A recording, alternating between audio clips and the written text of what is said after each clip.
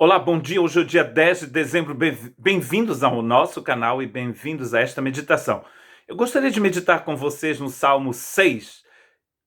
Salmo 6 e alguns versos do Salmo 6. Eu gostaria de começar com os versos 2 e 3. Misericórdia, Senhor, pois vou desfalecendo. Cura-me, Senhor, pois os meus ossos tremem. Todo o meu ser estremece. Até quando, Senhor? Até quando?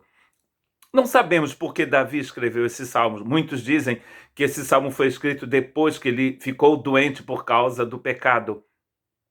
Pode ter sido porque ele tenha feito aquilo que foi errado aos olhos do Senhor. E ele então pede por misericórdia ao Senhor na oração que ele faz ao compor este cântico, esta poesia, esse texto. E no verso 4 ele diz: volta-te, Senhor, e livra-me, salva-me por causa do teu amor leal, por causa da tua misericórdia. Interessante que o Davi entendeu uma coisa que outras pessoas no Antigo Testamento, como Moisés e Abraão, entenderam: que Deus ama o seu povo, mesmo quando o seu povo está no erro, Deus o ama. Deus não ama o seu povo, não ama as pessoas porque as pessoas fazem coisas boas. Deus ama as pessoas porque ele é amor. João capítulo 3, verso 16 diz: porque Deus amou o mundo de tal maneira que deu o seu Filho unigênito, a fim que todo aquele que nele crê não pereça, mas tenha vida eterna. O texto não diz que Deus nos amou porque nós nos entregamos a ele. Não, Deus nos amou porque ele é amor. E ele se entrega por nós. Claro que nós sabemos que o salário do pecado é a morte. Se permanecermos no pecado, vamos viver na morte, na separação, que seja separação temporária ou separação eterna. Mas isso não quer dizer que Deus não nos ame. Nós cuspimos para cima, como se diz no Brasil, e caiu na nossa cara.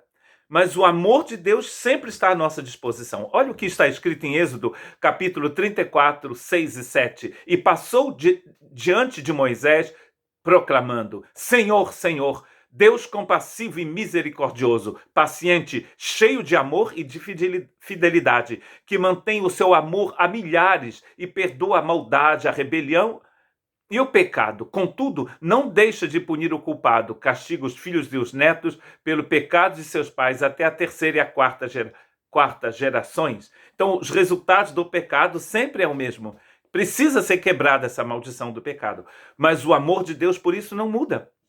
Quando alguém se volta para Deus, esse amor que sempre esteve à disposição, essa misericórdia, esse perdão, vai estar aí para ele, à disposição dele. E o Davi entende isso, é por isso que ele está orando, pedindo que a misericórdia de Deus seja sobre ele. Uma outra coisa interessante no Salmo 6 é o verso 5, que em português é o verso 5, ele diz: quem morreu não se lembra de ti, entre os mortos, quem te louvará? O Davi não tem a mesma visão que nós temos agora, porque ele viveu antes da cruz. Olha o que diz então Timóteo, Paulo que diz a Timóteo, no capítulo 1, verso 10 da segunda carta: sendo agora revelada pela manifestação do nosso Salvador, Cristo Jesus, ele tornou inoperante a morte e trouxe à luz a vida e a imortalidade por meio do Evangelho. A proclamação da Boa Nova é que Deus já deu um cabo à morte. E essa coisa de não louvar depois da morte, o Davi não tinha a ideia completa da coisa. Ele não tinha recebido toda a revelação. Porque a gente sabe agora que Deus já deu um cabo à morte. Ele terminou com tudo isso. Paulo está dizendo que ele tornou inoperante a morte e trouxe à luz a vida e a imortalidade por meio da mensagem do Evangelho. E isto é uma super boa nova para você. Deus tenha misericórdia de nós e que ele possa nos ajudar a entendermos que o seu amor está à nossa disposição. E ele já venceu a morte. O medo que nós tínhamos de passarmos por sofrimentos e tribulações aqui e também o que poderemos passar depois da morte, tudo isso já foi vencido por Cristo Jesus na cruz do Calvário. Que Deus te abençoe.